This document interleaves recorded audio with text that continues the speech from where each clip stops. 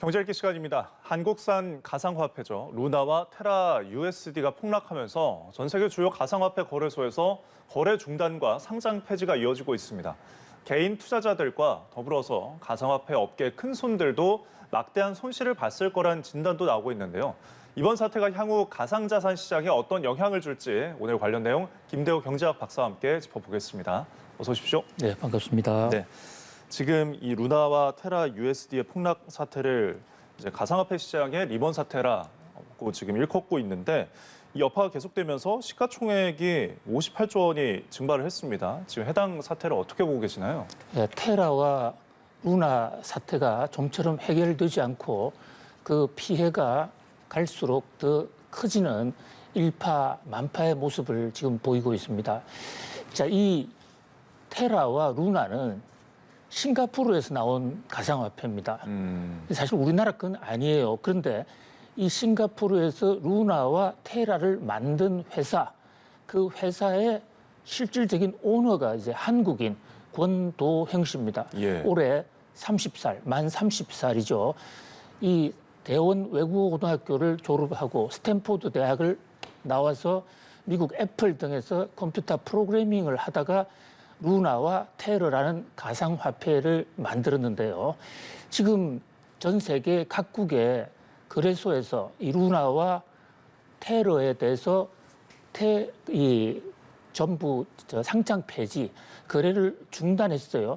근데 바이낸스라는 거래소에서는 다시 거래를 일부 재개를 하기도 했는데 거기서 또 가격이 더 떨어지는 이런 양상이거든요. 자, 이번 이 루나와 테라, 이 가상화폐는 일반 우리가 알고 있는 비트코인이나 이더리움, 리플 이런 거하고는 조금 다른 가상화폐입니다. 예. 이름하여 스테이플 통화, 스테이플 가상자산 이렇게 부르는데요. 스테이플이라는 게 이 안정적이다, 스테빌리티의 그 형용사형이죠. 예. 안전한 통화 이런 얘기입니다. 왜 이 테라를 안전한 통화로 부르냐면요. 일단 한 테라당 1달러는 무조건 보장해준다.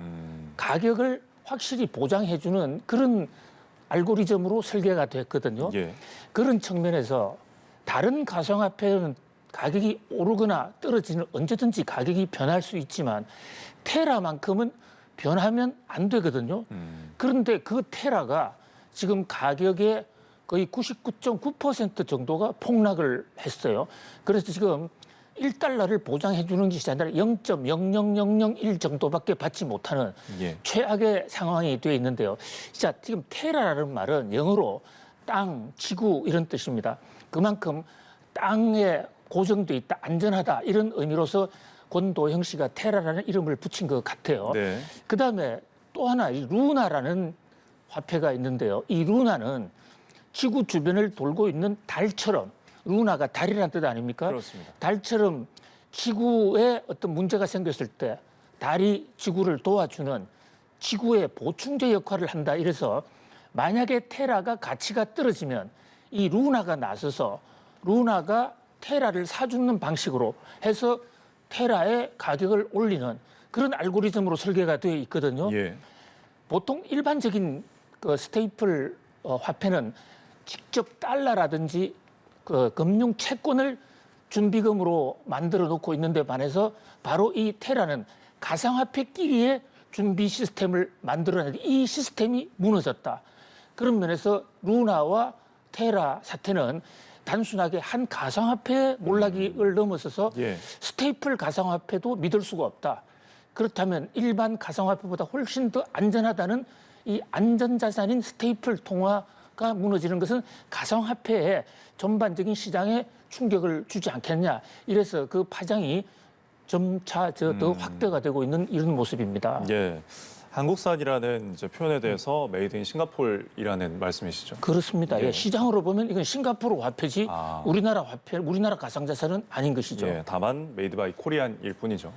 그죠? 있어. 한국 예. 사람이 설립한 싱가포르에서 나온 가상화폐입니다. 그렇습니다. 지금 뭐 테라를 이제 땅이라고 의미를 설명해 주셨지만 네. 거의 뭐 땅속에 무적행으로 내려가고 있는 형국이거든요. 99. 지하로 지금 들어가고 있죠. 예. 99.95%까지 뭐 하락하기도 했으니까 그래서 지금 58조 원이라는 시가총액이 증발을 했고 그리고 지금 나오는 이야기가 지금 이 가격을 방어하기 위해서 매수를 했던 4조 5천억 원의 비트코인의 행방에 관심이 모이고 있는데 지금 이 행방이 어디로 갔느냐 이게 묘연하다는 거예요. 테라 측의 입장은 어떤가요? 그렇습니다. 이 권도형 씨는 테라가 흔들리기 시작을 할 때 그 테라 가격 안정을 위해서 갖은 방법으로 자금을 동원해서 비트코인을 사겠다 이렇게 공식 발표를 했습니다. 네.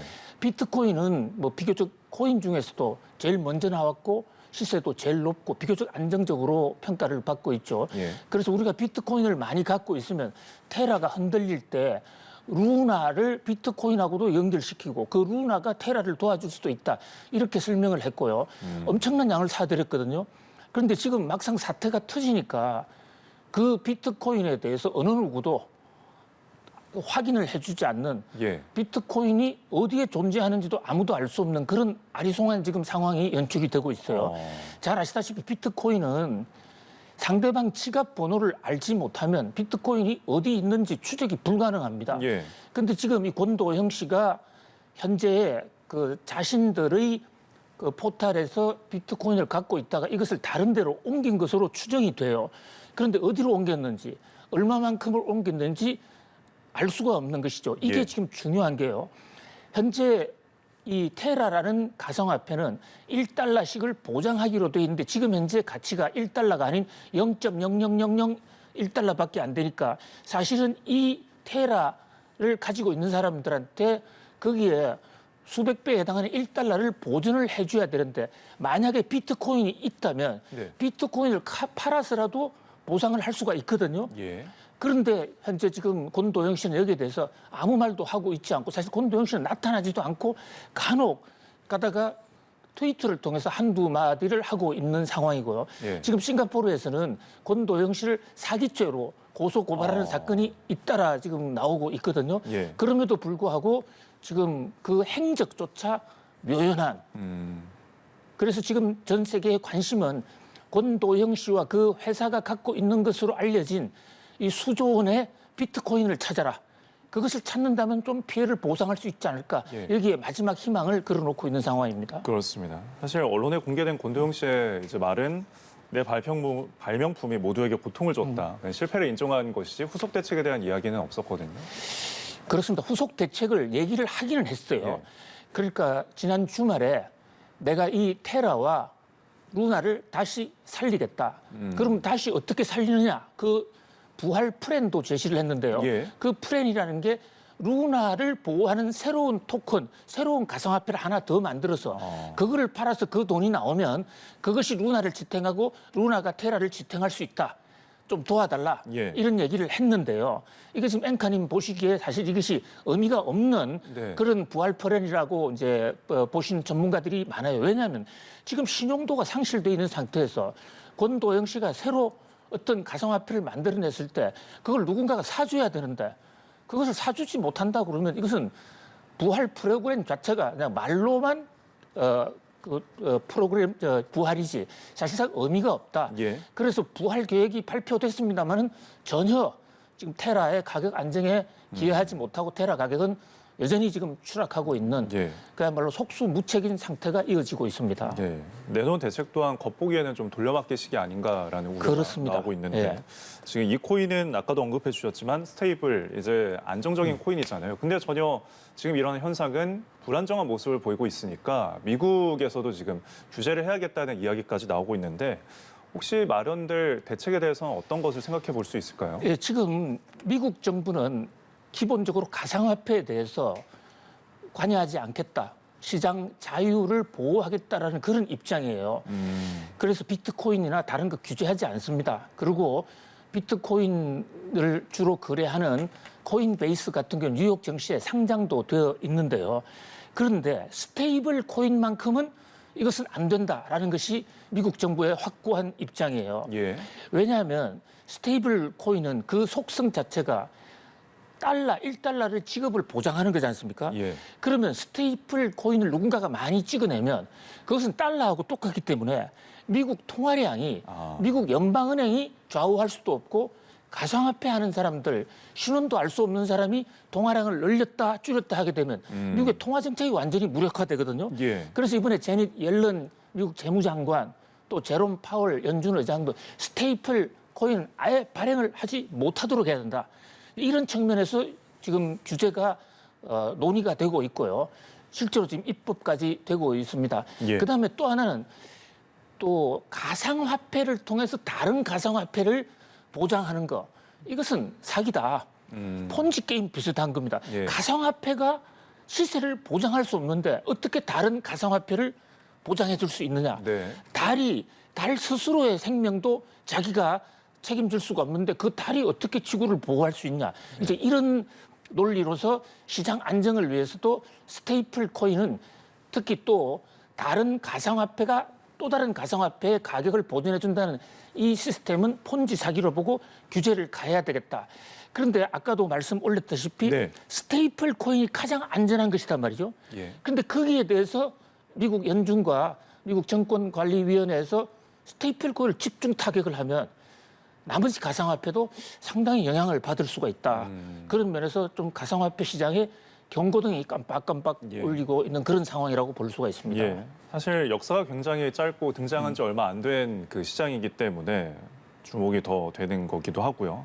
사실 가상화폐 이제 투자에는 2030 세대가 많이 뛰어들었잖아요. 뭐 어떤 자산 형성의 열망이 나타난 현상으로 분석하기도 하는데 지금 2030 세대의 그 자산 격차가 점점 벌어지고 있다는 통계청의 조사 결과가 나왔거든요. 뭐 구체적으로 격차가 어느 정도나 나오고 있나요? 예, 지금 2030이라 하면 20대와 30대를 얘기하는데요. 이번 이 국회에서 나온 조사 결과에 따르면 가계주로 되어 있는 20대, 30대를 자산이 얼마 있느냐, 재산이 얼마 있느냐를 1등부터 100등까지 100%까지 쭉 줄을 세워서 상위 20%와 꼬레비에 있는 20%를 비교를 해봤습니다. 예. 이것을 흔히 이제 수학에서 또 경제학에서 5분위 배율이라고 그랬는데요. 가장 잘 사는 사람 상위 20%가 가장 못 사는 사람 20%보다도 자산이 얼마나 많으냐. 예. 이 조사를 보니까 놀랍게도 35.7배로 나타났어요. 그러니까 잘 사는 사람이 못 사는 사람들보다도 자산이 35배나 많다. 이런 예. 얘기입니다. 나이가 좀 있는 50대나 60대의 경우에는 오랜 경제 생활을 하면서 거기서 성공한 사람도 있고 실패한 사람이 있어서 자산 가치가 벌어질 수가 있는데요. 네. 20대의 경우는 이제 막 시작했지 않습니까? 예. 이렇게 자산 가치가 벌어진 것은 이것은 어떤 본인의 능력이라기보다도 주위의 도움을 받았을 가능성이 매우 높다. 특히 아빠 찬스나 엄마 찬스에 거의 의존한다. 이렇게 되면 사회 출발할 때부터 35배 정도의 차이가 있는 상태에 출발하면 예. 돈이 돈을 낳는 그런 어떤 이 금융시장 구조로 놓고 봤을 때 또 자산이 많은 사람들이 교육도 더 받아서 투자도 더 잘할 가능성이 있고 그렇다면 이것은 더 벌어지고 예. 그걸 떠나서 이제 아예 없는 계층들, 상속을 받거나 정의를 받을 수 없는 저소득 부모를 둔 계층들은 아예 경제 활동에 참여할 의지를 잃는 것이 아니냐.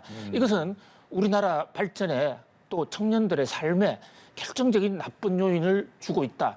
그래서 이 문제에 우리 사회가 같이 관심을 기울여 보자. 이런 지금 보고서가 나온 것입니다. 네.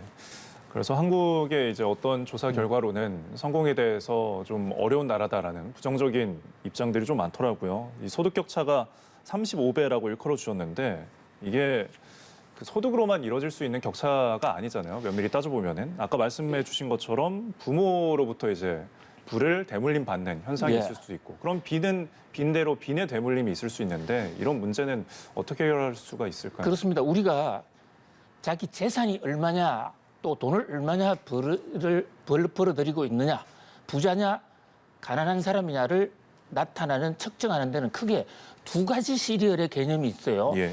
하나는 스톡 개념으로서 현재 지금 축적돼 있는 내 자산이 얼마, 자산이라는 것은 집이라든지 또는 경제적 가치가 있는 어떤 물건 또 돈 이런 것을 자산이라고 그럽니다. 그런데 지금 말씀드린 건 자산의 격차가 35.7배나 벌어졌다는 거 아닙니까?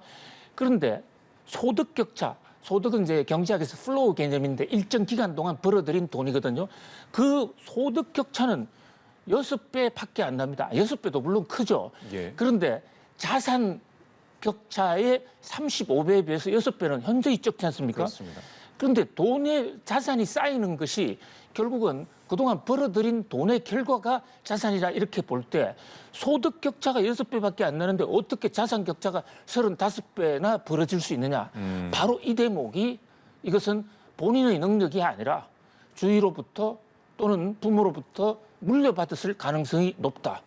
이렇기 때문에 출발할 때부터 이제 의지가 꺾이게 되고 있는 사람은 있는 사람대로 더 이상의 어떤 건전한 생산활동이나 투자활동하는 것에 별로 보람을 느끼지 못하게 되고 예. 없는 사람은 아예 엄두가 안 나서 내가 어차피 이 돈으로는 아무것도 할 수 없지 않겠는가라는 이제 이런 그 좌절감 이런 게 생기기 때문에 이 사회에 큰 어떤 부정적인 요인으로 다가올 수가 있다는 것이죠.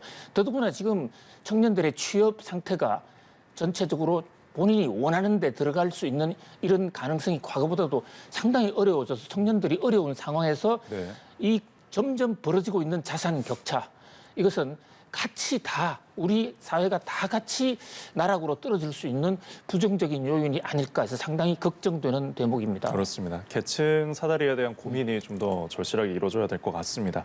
다음 주제로 넘어와서요. 지금 우크라이나가 세계 3대 곡창지대라고 일컬어지면서 그 곡물에 대한 세계적인 여파가 일어나고 있는데 이런 가운데 엎침대 겹친 격으로 지금 세계 2위 밀 수출 국가인 인도가 식량 안보 확보를 위해서 밀 수출을 금지한다고 발표를 했어요. 지금 밀가루의 그 가격에 상당한 여파가 있을 것 같은데요. 그렇습니다. 사실 우크라이나보다도 인도가 밀 생산이 더 많습니다. 네. 그 중국, 인도 이런 순으로 지금 그 이 밀 생산국이 순위가 결정이 돼 있는데요. 예. 3위가 러시아고 우크라이나는 저 밑에 6위죠. 물론 러시아와 우크라이나를 합하면 적지 않은 액수고 이게 전쟁 때문에 거기 흑해에 전함이 왔다 갔다 하는 상황에서 수출이 제대로 지금 되어 있지 않고 생산 현장에도 미사일이 날아들면서 생산이 많이 줄었는데요. 예. 그동안의 전쟁 이후에 그나마 밀 가격이 상대적으로 좀 덜 올랐던 것은 인도가 수출을 할 것처럼 보였고 실제로 좀 수출도 했었습니다. 예. 세계 2위가 인도 수출을 해줬는데요. 지난 주말에 갑자기 인도가 우리는 더 이상 수출하지 않겠다라고 문을 잠궈버린 겁니다.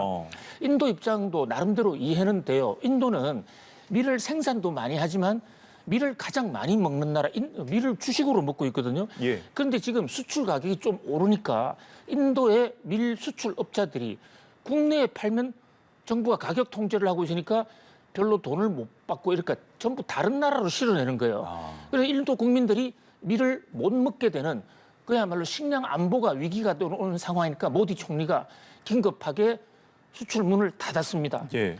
그러다 보니까 인도가 수출을 안 해? 그렇다면 전 세계 밀 공급량이 줄어들 가능성이 있다. 예. 그러면서 지금 가격이 가파르게 오르고 있는 것입니다. 예.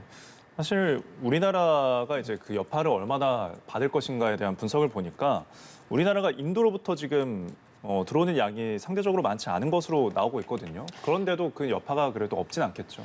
예, 우리는 인도로부터 거의 수입하고 있지 않습니다. 숫자가 조금은 있는데요. 네. 무시해도 좋을 정도고요. 우리나라는 밀을 거의 전량을 미국과 호주로부터 수입해 오고 있습니다. 네. 그러니까 인도가 수출을 하든 안 하든 직접적으로 들어오든 뭐 밀이 막힌다든지 이런 일은 없을 거예요.